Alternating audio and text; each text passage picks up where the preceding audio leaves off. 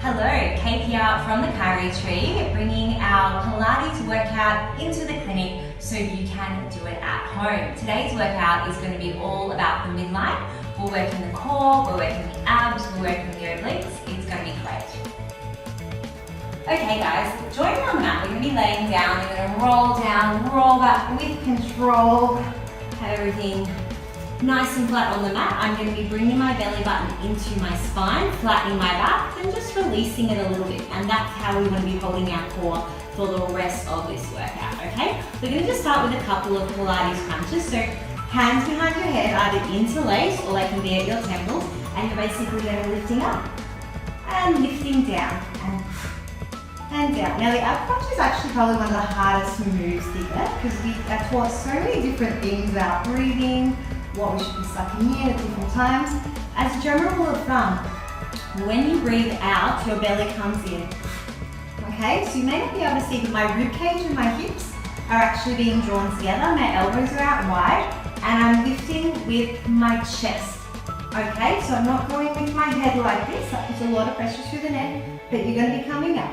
And you breathe out, suck the belly in. Think about it like you're having maybe someone punching you in the stomach. I know that's not a nice feeling, and then you suck it all in. It's kind of that whoosh movement. We're going to go for 4. Let's go for another 3. Warming up here for 2.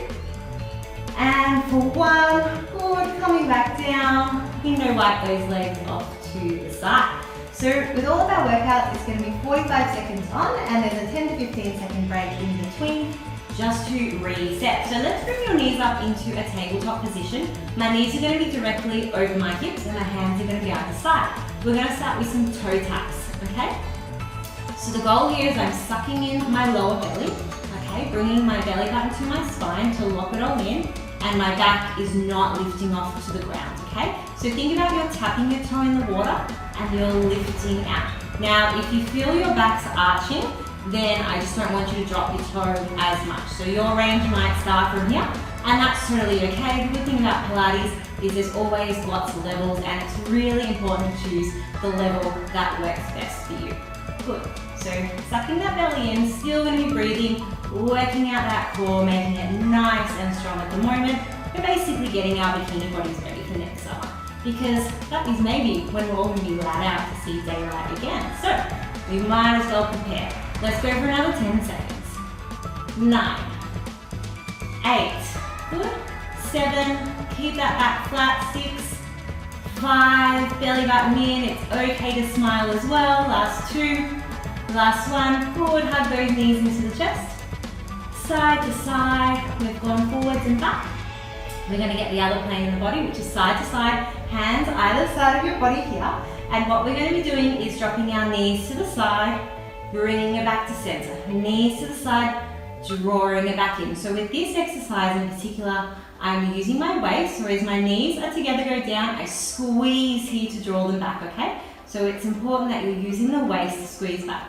If that's really easy, you can start to come out to the side, extend the legs, hold the belly button in, recenter yourself. Extend your legs, hold the belly button in. Beautiful. So, breathing like this. Excellent.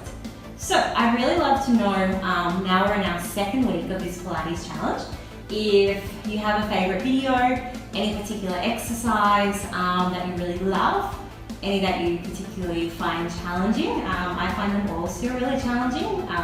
So what I love about Pilates is you can always go to that next level, or maybe anything new you want us to film. We're all open. Let's go for another 5, 4, 3, 2, and 1. Bring it back in. Good. Just rock those knees from side to side. Loosen up that lower back. It should not be hurting. If it is, just pull it back a little bit so we're targeting more the core and less on the lower back. Let's reset again. We're going to combine those moves into around the world. So hands on the ground to offer some support, and I'm going to be drawing circles with my toes, okay? Think of these circles like teardrops. They're going to come more longer and then back in. Now, we might sort of start little circles like this, and you'll probably feel different parts of the core and the belly working, or you might start to come out a little bit more like this. Good, really challenging those lower abdominals, coming back up to center and just swapping from side to side. Alternate between the two and really give that core a great workout. Let's do another 5, 4, last 3, 2, don't forget that breath, bring that belly button to the spine, the last one, good. Hug those knees towards your chest. We have one more exercise on our back. It's going to be some up and down raises, so hands are going to go under the tailbone. We're simply going to have one leg up and down, and we're going to switch them. And switch, and switch. If you'd like to make this more challenging, lift your chest up. Remember, we are lifting with the chest and not with the head or the neck. And switch. You can also go some double leg lower lifts. Beautiful. If this is all feeling a little bit too much at the moment, just come back into your toe taps. This is a really great exercise to work up towards your single leg. And switch, and switch, and. Let's go for another 5. Last 4, 3, 2, lift that chest up a bit more, and 1, hug those knees into the chest. Excellent. All right, we're done with our back exercises. Well, let's pop up onto our side, and what everyone's favorite exercise is, a side plank. Beautiful. All right, join me here. Hands up nice and strong. This is feeling quite intense. Just drop that bottom knee down. That's not a problem at all. As long as you're lifting up here, pretend there's a fire burning under here and you're basically performing an arcing or a rainbow over the top of it. And lifting up. If you'd like to take this to one next level, you can drop your hips, lift, and down. Breathing in, out, squeeze the under waist. Good. So we're working all areas of the core. Got upper, lower, and of course we've got these beautiful sides. Let's go for another 5, 4, 3, 2, 1, and relax. Oh, that one gets me every single time. All right, let's pop onto our front.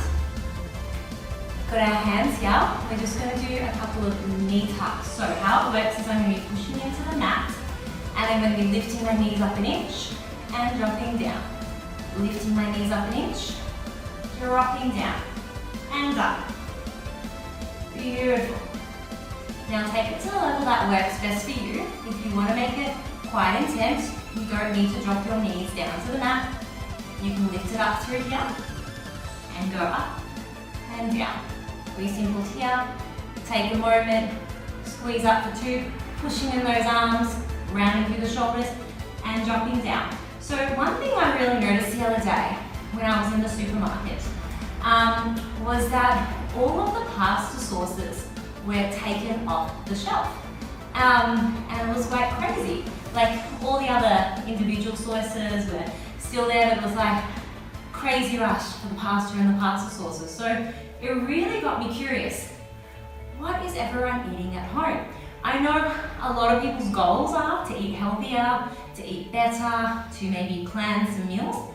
This really is the perfect opportunity to put that in practice.